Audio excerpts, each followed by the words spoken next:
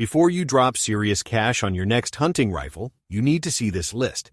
I'm counting down 10 rifles that experienced hunters consistently avoid, and for good reason. These aren't just unpopular choices, they're firearms with documented reliability issues, accuracy problems, and design flaws that could leave you empty-handed during hunting season. Whether you're new to hunting or upgrading your collection, this video could save you from a costly mistake. Stick around until number 1. It might surprise you. Let's get started.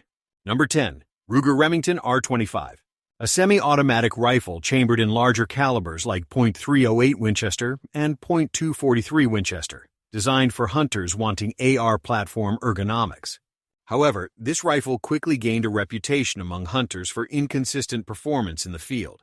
Many users reported cycling issues, particularly with certain ammunition types, leading to failures to eject or feed properly during critical moments. The rifle's gas system seemed overly sensitive to ammunition variations, requiring extensive testing to find reliable loads. Additionally, accuracy complaints surfaced regularly, with groups often larger than expected for a rifle in this category. The overall build quality felt inconsistent across different production runs, with some units performing adequately while others experienced multiple malfunctions. For hunters who need absolute reliability in remote locations, these concerns make the R25 a risky choice that many experienced outdoorsmen simply won't consider. Pros: modern AR-style Woodsmaster platform, accepts detachable magazines. Cons: reliability issues with cycling, inconsistent accuracy across units. Number 9. Marlin 464 Remington Era. Represents a troubling period for this once respected brand. This lever-action rifle, chambered in .22 LR, should have been a simple, reliable design, but quality control problems plagued these Remington-era models. Hunters and shooters reported rough actions that required extensive break-in periods, sometimes never smoothing out properly. Feeding issues occurred frequently, with cartridges jamming or failing to chamber correctly from the tubular magazine. The fit and finish showed visible decline compared to earlier Marlin productions, with gaps between wood and metal, poor bluing, and rough machining marks. Ejection problems meant spent casings often didn't clear the action properly, requiring manual intervention. For a rifle design that had worked reliably for decades under previous ownership, these quality lapses disappointed longtime Marlin fans. Experienced hunters familiar with older Marlins recognize these Remington-era models as substandard and actively avoid them when shopping for lever-action rifle. Pros: classic lever-action design, lightweight for carrying. Cons: poor quality control during Remington ownership, feeding and ejection issues. Number 8. Savage Axis, early models. An entry-level platform for new hunters, but initial production units suffered from several significant drawbacks. The trigger on these early rifles was notoriously heavy and gritty, often breaking at 7 to 9 pounds with considerable creep, making accurate shot placement difficult. The stocks felt hollow and cheap, flexing under pressure and potentially affecting accuracy. Magazines on early models proved less dependable, with feeding issues and poor retention in the magazine well. Some hunters reported the detachable magazines falling out during normal carrying and handling. The accuracy, while occasionally acceptable, remained inconsistent from rifle to rifle, with some shooting well and others producing frustrating groups. The overall fit and finish seemed rushed, with rough edges and poor bedding. Although Savage later improved the Axis line, these early models developed a negative reputation that experienced hunters remember. When shopping used firearms, knowledgeable buyers specifically avoid them. Pros: lightweight design, simple operation. Cons: heavy trigger pull on early models, inconsistent accuracy, and magazine problems. Number 7. Remington 742 Woodsmaster. A semi-automatic hunting rifle produced from 1960 to 1980, developed serious reliability problems that give experienced hunters pause. This rifle's complexity, combined with dated design elements, created multiple failure points that could leave hunters stranded. The 742 is notorious for extraction and ejection issues, particularly as the rifle ages or when not meticulously maintained. The action contains numerous small parts that wear quickly, and finding replacement components has become increasingly difficult. Accuracy degraded faster than comparable rifles due to the barrel's mounting system and receiver flex. Many 742s developed headspace issues over time, creating dangerous situations for shooters. The rifle's weight and balance felt awkward compared to modern designs, making quick follow-up shots challenging. Cleaning and maintenance required significant disassembly, discouraging regular upkeep that these rifles desperately needed. While some 7.42s still function adequately, their reputation for caddis. Pros: semi-automatic operation for quick follow-ups, traditional woodstock appearance. Cons: known for extraction failures, difficult to find replacement parts for aging design. Number 6. Browning AB3. A value-oriented platform, but it missed the mark for serious hunters in several key areas. The rifle's accuracy proved inconsistent, with some units shooting acceptable groups while others struggled to maintain any reasonable precision. The stock quality felt cheap and hollow, producing excessive flex that affected shooting consistency. The trigger, while adjustable on paper, rarely felt crisp or predictable even after adjustment attempts. Magazine feeding issues cropped up regularly, with cartridges binding or failing to feed smoothly into the chamber. The bottom metal and magazine well showed poor tolerances, allowing magazines to rattle or seat inconsistently. Extraction proved problematic on some units, particularly with certain ammunition types or in cold weather conditions. The overall build quality seemed rushed, with rough machining and poor finishing throughout. For a name like Browning, traditionally associated with quality, the AB3 disappointed hunters who expected better. Experienced outdoorsman? Pros: carries the Browning name, threaded barrel options available. Cons: inconsistent accuracy, cheap stock quality, and magazine feeding problems. Number 5. Remington 597 22LR Semi-Auto.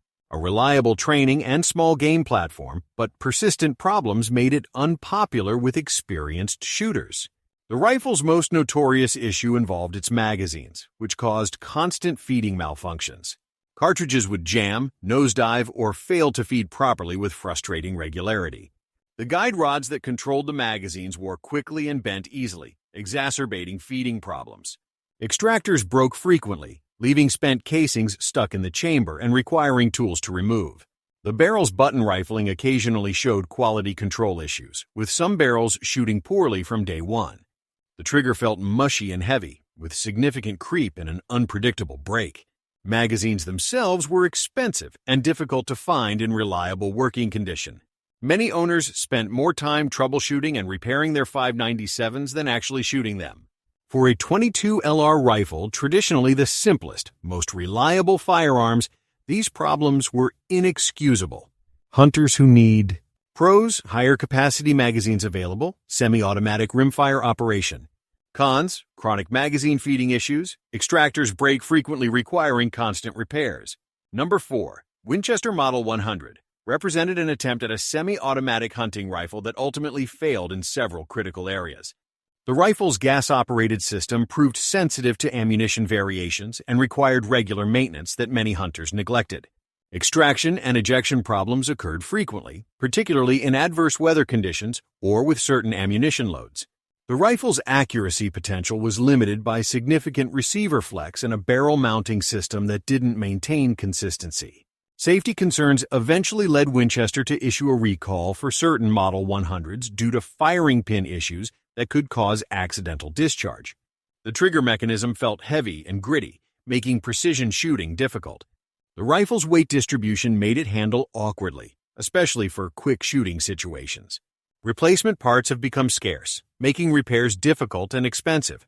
The complexity of the action meant that field servicing was nearly impossible, leaving hunters stranded. Pros: classic design with woodstock, semi-automatic operation. Cons: gas system sensitive to ammunition, safety recall issued for firing pin problems. Number 3. Remington 710. Produced from 2001 to 2006, stands as one of Remington's most universally criticized rifles. This rifle attempted to compete in the value market but sacrificed too much quality in the process. The trigger was atrociously heavy and gritty, often breaking at 8 to 10 pounds with terrible creep throughout. Accuracy proved deeply disappointing, with many rifles struggling to shoot 3-inch groups at 100 yards even with quality ammunition. The synthetic stock felt cheap and hollow, flexing noticeably under any pressure and affecting consistency. The action felt rough and gritty, never smoothing out even after extensive use. Scope mounting presented serious problems, with the proprietary system limiting options and showing poor return to zero.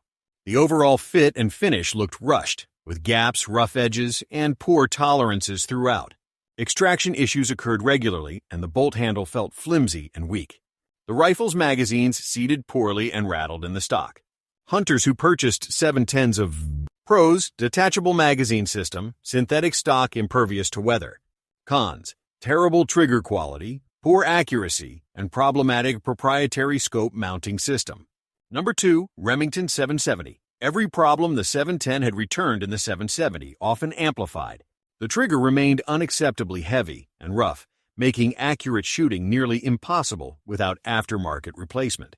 Accuracy was dismal across most units, with 4-inch groups at 100 yards being common rather than exceptional. The synthetic stock felt even cheaper than the 710s, with excessive flex and hollow construction that affected shooting consistency. The action felt gritty and rough, binding frequently and requiring excessive force to operate smoothly.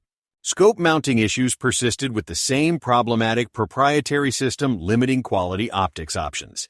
Extraction failures occurred regularly, particularly with certain ammunition or in cold conditions. The plastic trigger guard and bottom metal felt fragile and poorly attached. Magazines continued to seat poorly and rattle loosely in the magazine well.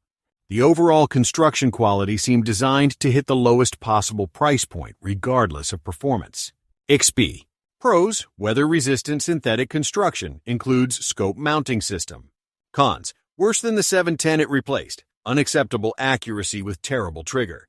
Number 1, Remington 783.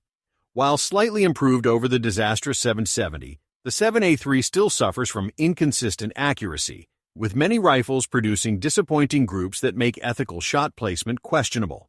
The Crossfire trigger, though marketed as an upgrade, remains heavy and inconsistent across different rifles, often requiring extensive adjustment attempts. The synthetic stock, while functional, feels cheap and flexes under pressure, affecting shooting consistency during field use. Extraction issues still pop up regularly, particularly with certain ammunition types or after extended shooting sessions. The overall fit and finish shows continued cost-cutting measures, with rough edges and poor tolerances throughout the rifle. Magazine seating remains problematic on some units, with occasional feeding issues during critical moments. The button-rifled barrel shows inconsistent quality control, with some shooting acceptably while others struggle from day one. While Remington finally addressed some earlier problems, the 783 still represents compromised quality that experienced hunters refuse to accept when their hunting success depends on rifle reliability. Pros, Crossfire trigger system is adjustable, lower price point than premium rifles. Cons, inconsistent accuracy across production runs, continued quality control issues, and extraction problems. There you have it, 10 rifles that experienced hunters consistently avoid, and now you know why. Notice a pattern? Quality control and cost-cutting created most of these problems. Remember, your rifle is an investment in successful hunts and ethical harvests. Don't let a problematic firearm ruin your season or worse, wound an animal.